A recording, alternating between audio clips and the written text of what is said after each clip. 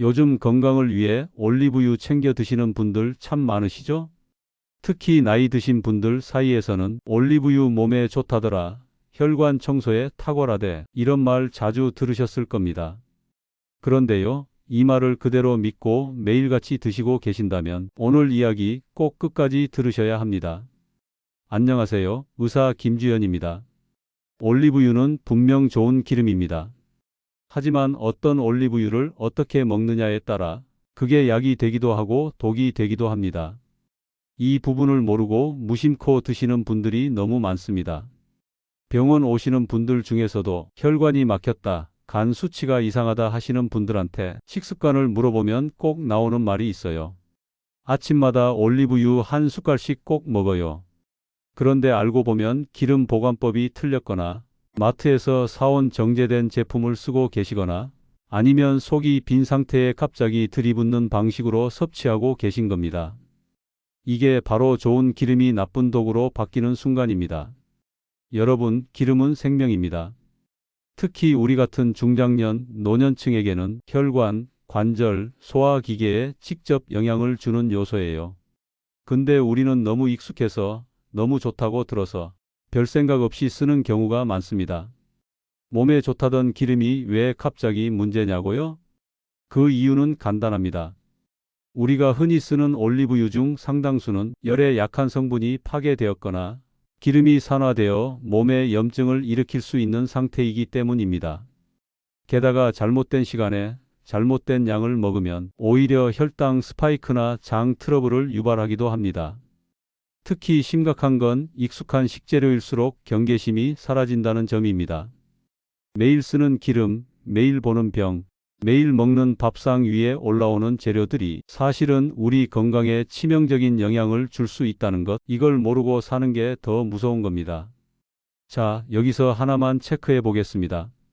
혹시 여러분도 이런 습관 있으신지 시청하시면서 함께 체크해 보세요. 1. 올리브유를 볶음 요리에 쓴다. 2. 주방 선반 위 햇빛 드는데 그냥 병을 놓고 쓴다. 3. 뚜껑을 잘 안 닫고 보관한다. 4. 가격이 싸서 산 제품인데 유통기한은 넉넉하다. 5.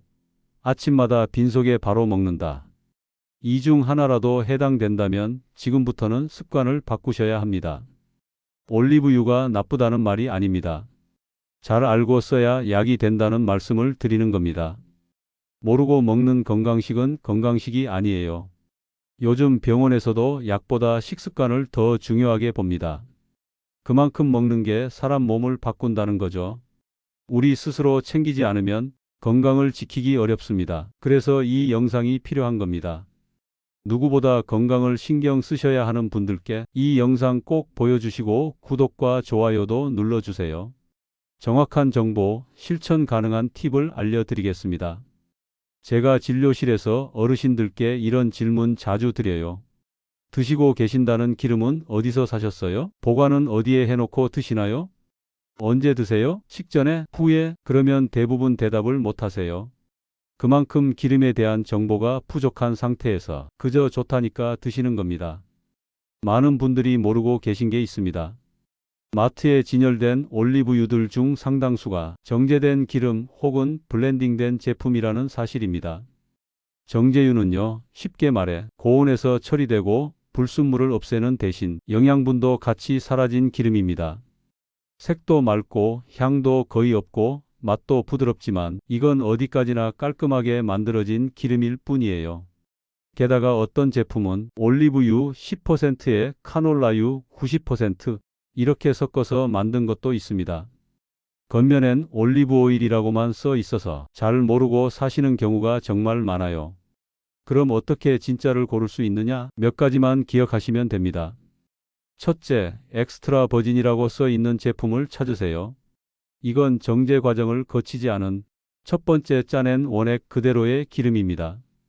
영양소 파괴가 없고 항산화 성분이 풍부해서 몸에 가장 이롭다고 알려져 있어요. 둘째, 색과 향, 맛을 확인하세요. 좋은 올리브유는 진한 황금빛에 살짝 풀 냄새, 혀끝에 살짝 쌉싸름한 느낌이 있습니다. 맹맹하고 냄새도 안 나고 색도 너무 맑다. 그건 거의 정제유일 가능성이 높습니다. 셋째, 유통기한이 긴 제품은 피하시는 게 좋습니다. 올리브유는 원래 오래 못 갑니다. 넷째, 보관 방법도 중요합니다.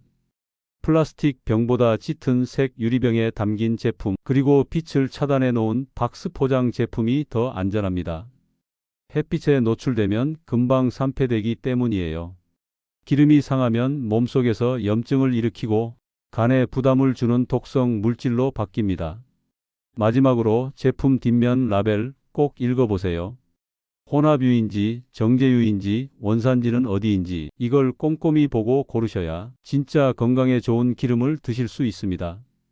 기름 하나 바꿨을 뿐인데 정말 몸이 달라졌다는 분들, 제가 진료한 환자들 중에서 고혈압이 있고 혈중 중성 지방이 높아서 매번 약 조절이 쉽지 않은 분이 계셨는데 그냥 올리브유 하나 제대로 고르고 제대로 된 시간에 제대로 된 양만 드셨을 뿐인데 중성지방 수치가 절반 가까이 감소했습니다.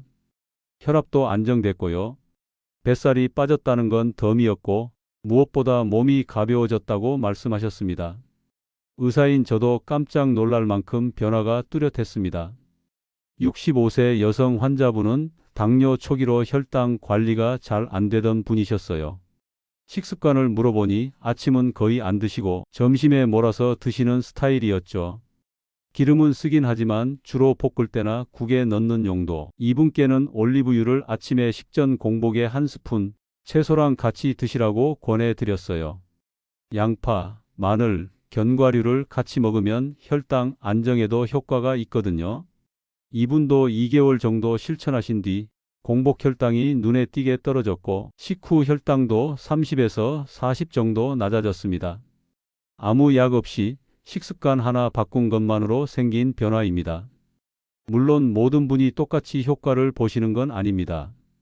체질에 따라 차이는 있겠지만 분명한 건 기름을 뭘 먹느냐, 언제 먹느냐, 어떻게 먹느냐에 따라 건강은 생각보다 크게 달라질 수 있다는 사실입니다. 여러분, 건강은 절대 하루아침에 좋아지지 않습니다. 하지만 하루에 한 번, 딱 한 숟가락 습관만 바꿔도 3개월 후에 내 몸이 달라질 수 있다면 이건 절대 무시할 수 없는 기회 아닐까요? 식생활은 몸의 체질을 바꾸는 힘이 있습니다. 이 작은 변화가 나중에 입원할 일 하나 줄이고 약 하나 덜 먹게 만들고 무엇보다 덜 아프고 더 건강하게 사는 길이 될 수 있어요. 여러분, 약 먹을 때도 시간 정해져 있는 거 아시죠? 왜 그럴까요? 약효가 가장 잘 작용하는 시간이 있기 때문입니다. 올리브유 같은 기름도 마찬가지입니다. 아무 때나 먹으면 되는 게 아닙니다. 언제 먹느냐에 따라 흡수율도 효과도 완전히 달라집니다. 같은 한 숟가락이라도 공복에 먹을 때와 과식한 후에 먹을 때 몸이 받아들이는 방식이 다릅니다. 아침에 일어나자마자 위가 비어 있을 때 엑스트라 버진 올리브유를 한 숟갈 먹으면 소장으로 바로 흡수됩니다. 이때는 혈관 청소 효과, 장 운동 촉진, 변비 개선 등 몸이 정화되는 데 도움이 돼요. 특히 혈압이 높은 분, 혈중 지방 수치가 높은 분들한테 추천합니다. 과식 후에 이미 배가 불러 있는 상태에서 기름을 먹으면 기름은 소화가 어려워서 속이 더부룩하거나 소화장애를 유발할 수 있습니다. 이런 경우는 피하시는 게 좋습니다. 취침 전에 먹는 건 이건 사람에 따라 다릅니다. 공복감이 심한 분이나 장운동이 느린 분이라면 자기 전 한 숟가락 정도는 도움이 될 수 있습니다. 하지만 위산 역류가 있거나 소화가 더딘 분이라면 오히려 부담될 수 있으니 주의가 필요합니다. 하루 중 가장 좋은 시간은 의학적으로도 아침 공복 시간대가 가장 효과적이라는 결과들이 많습니다. 장 활동이 시작되기 전 기름이 몸 전체에 미치는 영향이 가장 클 수 있는 시간이 바로 그때예요. 거기다 아침에 올리브유를 드실 때 채소나 과일과 같이 섭취하면 흡수율이 훨씬 더 좋아집니다. 방울토마토 5에서 6알, 오이 몇 조각, 바나나 반 개, 견과류 한 줌 이런 것들과 함께 드시면 기름만 먹었을 때보다 훨씬 더 부드럽게 흡수됩니다. 주의하실 점도 있어요. 약 드시는 분들 중에 공복약이 있는 경우 올리브유 섭취 시간과 겹치지 않게 조절해 주세요. 그리고 이 말씀 꼭 드리고 싶습니다. 기름을 드시는 목적이 분명해야 합니다. 혈관 건강이 목적이라면 아침 공복, 장 기능 개선이 목적이라면 아침 또는 자기 전, 체중 관리라면 하루 중 가장 배고플 때를 피해서 이렇게 목적에 따라 시간대를 조절하시면 훨씬 더 효과적으로 사용할 수 있습니다. 기름도 시간표가 있다. 이 말이 처음엔 낯설게 느껴지실 수 있어요. 하지만 몸은 생각보다 섬세하고 똑똑합니다. 제때 주면 제대로 받아들이고 효과를 보실 수 있습니다. 우리는 흔히 기름은 다 거기서 거기라고 생각하죠.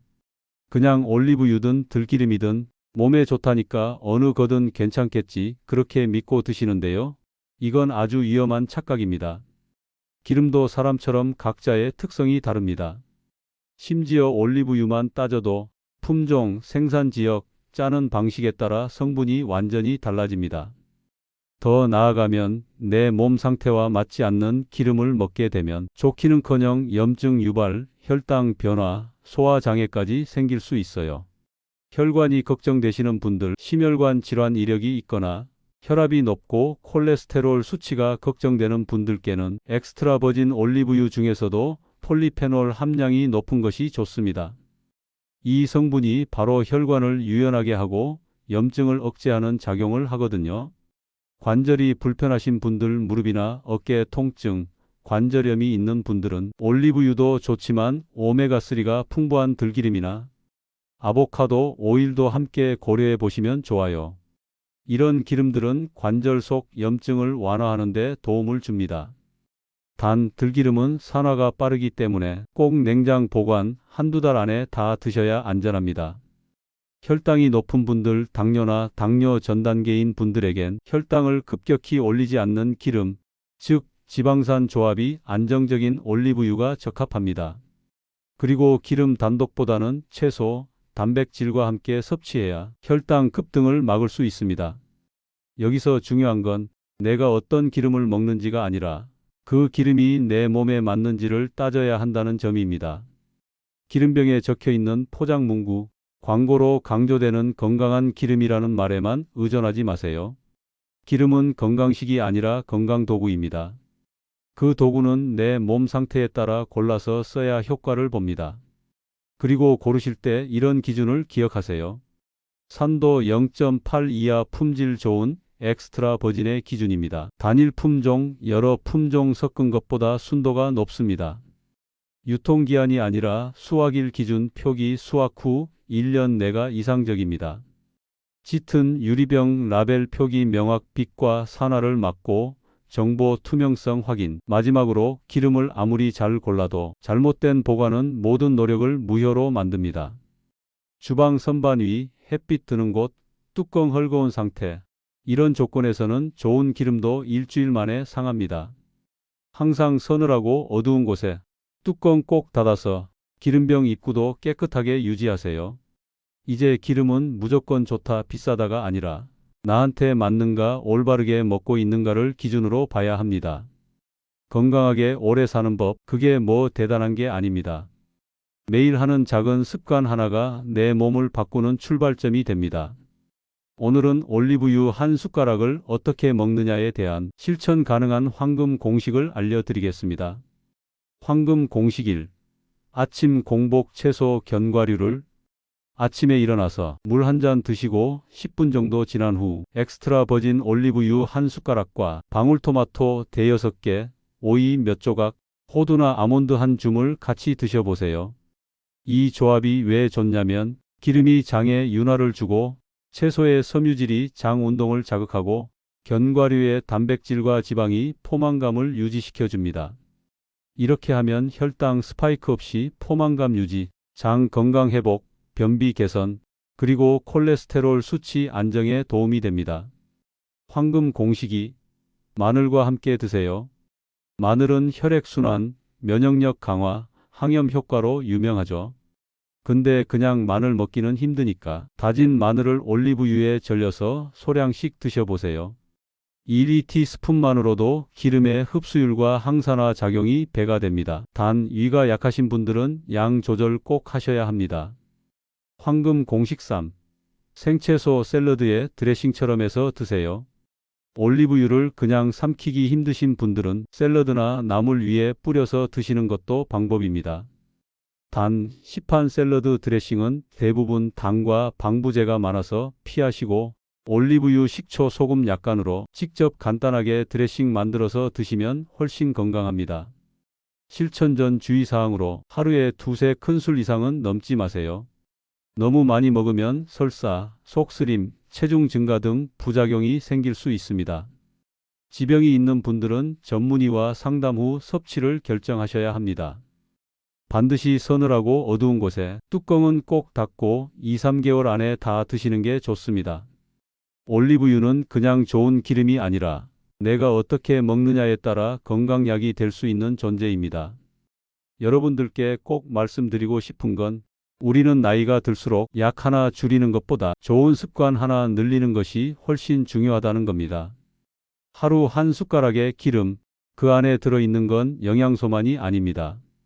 습관, 의지, 그리고 내 몸을 사랑하는 마음이 함께 들어 있습니다.